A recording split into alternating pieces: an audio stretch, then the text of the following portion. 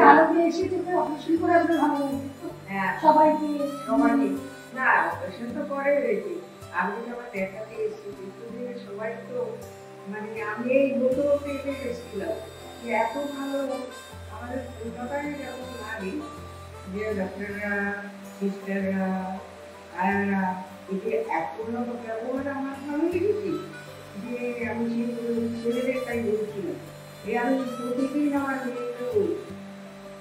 কিন্তু আমি যেখানে এসেছি তোমাদের দেখে আমার এত ভালো লেগেছে যে আমি সেটা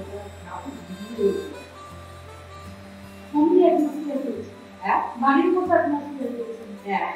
একেবারে বাড়ি সত্যি বাড়ি এই যে সেদিন অপারেশনটা হলো